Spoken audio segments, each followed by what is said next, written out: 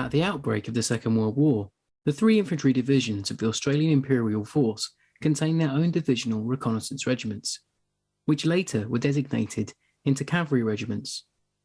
From 1940 to 1942 in Egypt, the Syrian-Lebanon campaigns, and later in the deserts of North Africa, the three regiments that gave the vital armoured support to the AIF were the 6th, 7th and 9th Cavalry Regiments. At the outset of the war, a pool of 28 light tanks, 44 carriers, and a force of 450 men were set aside for these regiments. Horses made way for tanks and the ubiquitous universal carrier. However, there would be one last hurrah for the horse in Syria, but more on that later. In this video, I shall explore some of the experiences of the men who crewed these armoured fighting vehicles and some battles fought during the early part of the Australians' involvement in the war. This video has been made possible by the History Guild. I'd like to thank them yet again for their support during the production of this video. For more about the Australian contribution to the Mediterranean campaigns, please visit their website after this video. The regiment we shall be looking at for their experiences of the Mediterranean is the 6th Division Reconnaissance Regiment, formed on the 3rd of November 1939.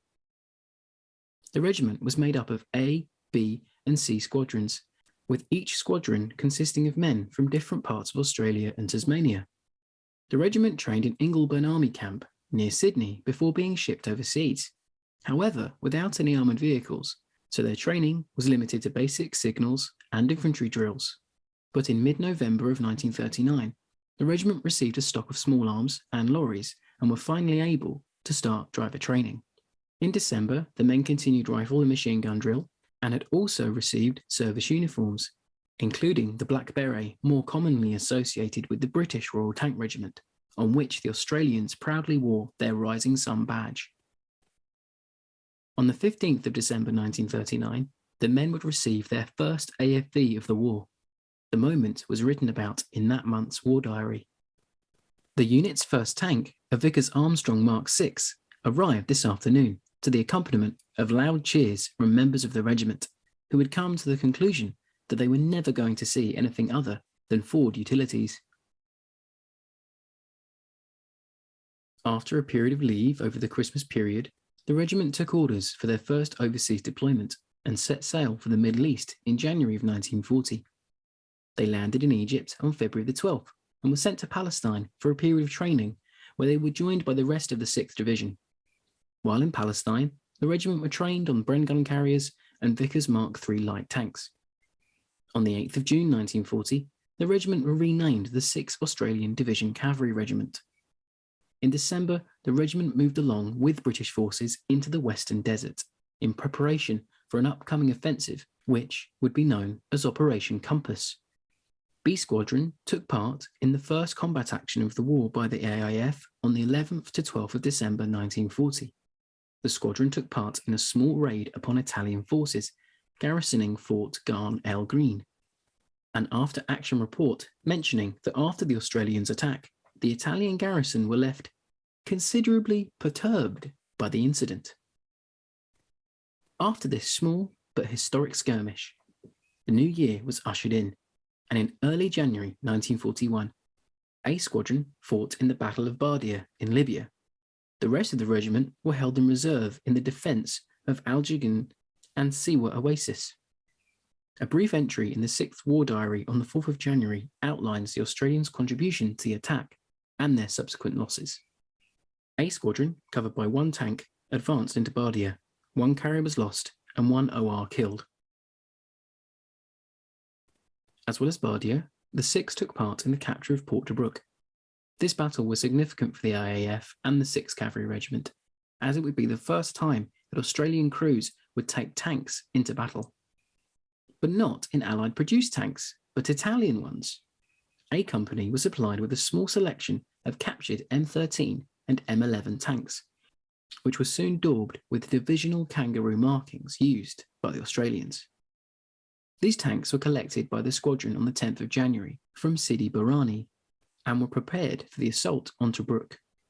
They were led into battle by Lieutenant Fred Mullally, who later became a major in the 2nd First Armoured Brigade and led his men in the Borneo campaigns later in the war.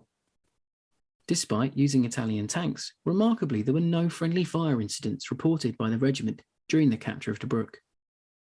It would not be the last time that Australians used captured armoured fighting vehicles in the Mediterranean. They used captured Italian tankettes, and even Vichy French tanks were re-rolled into Australian service during the Syrian-Lebanese invasion in June of 1941, owing to the fact the men of the regiment felt at times their British-supplied Vickers light tanks inadequate for the task at hand. This was further outlined in an operations report in their July 1941 war diary. It is generally accepted now that the Mark V light tank is an obsolete war weapon. The 25mm anti-tank gun penetrated it, and it presented too far large a target. Mechanically, the tank gave a lot of trouble. After Sadia, 6 captured tanks were used. These proved successful.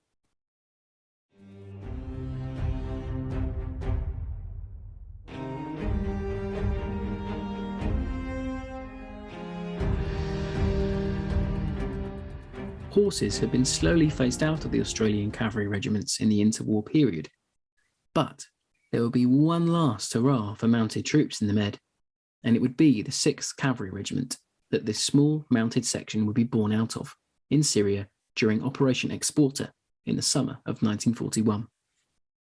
During the early part of the operation, the squadrons of the 6th Cavalry started to lose AFVs due to enemy action and breakdowns in the field. Soon, the regiment were unable to field full 3 squadrons. Vehicles were moved to C Squadron into B Squadron, leaving C Squadron with a problem to solve. What would replace their light tanks and carriers? The solution came from Brigadier F.H. Berryman to create a mounted section using horses to help protect the vulnerable flanks of the Australian forces. The formation of this mounted force was detailed in the regiment's war diary upon the formation of the troop on the 22nd of June 1941. The horsed force was listed in our unofficial code as Kelly and subsequently became known as the Kelly Gang. It comprised of Squadron HQs, Lieutenant Burt, 2 officers, and 2 troops of 16 each mounted personnel. The horses used by the Kelly Gang were captured from French cavalrymen who had been routed near Racha earlier in the campaign, with 32 Arab stallions being supplied to Lieutenant John Burt and his men. Soon the 40-man strong Kelly Gang were fully furbished with horses.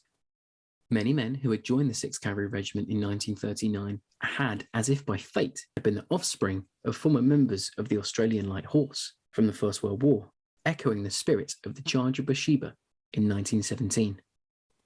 The gang were used mainly for reconnaissance work in parts of the front line that could not be reached by wheeled or tracked vehicles, also supporting forward artillery observation posts later in the campaign.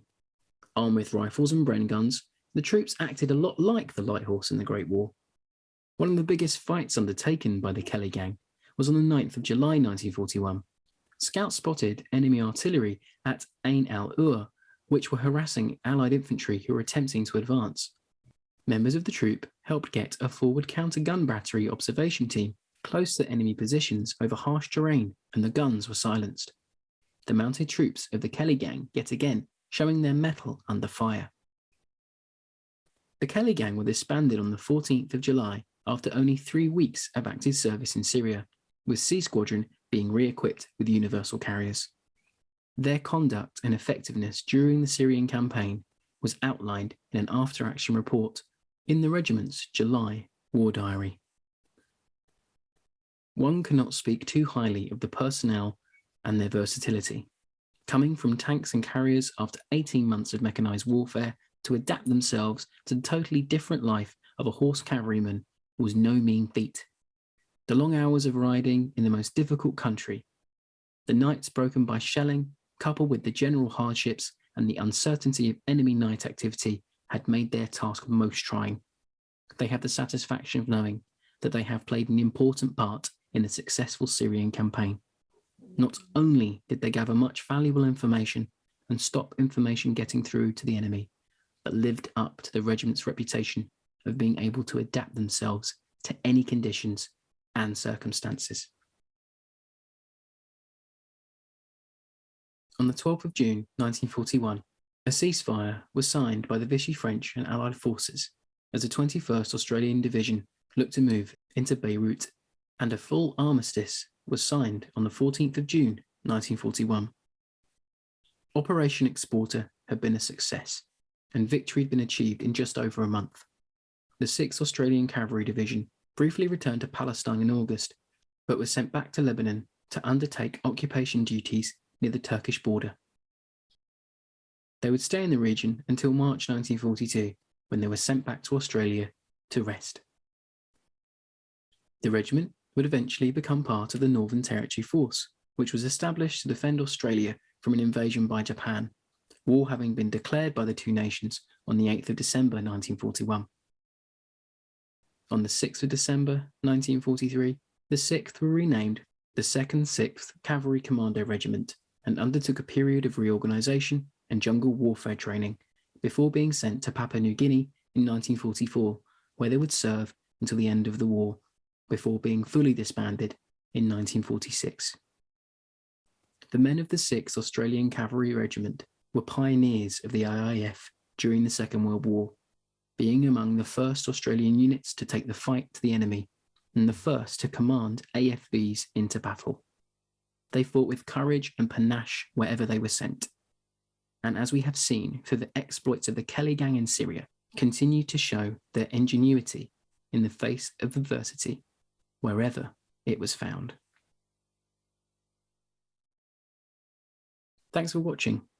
If you like this video, please check out my previous video on the Victoria Crosses of the Australians in the Mediterranean, which you can find in the description below. As always, like, subscribe and share, and I'll catch you again in the next one.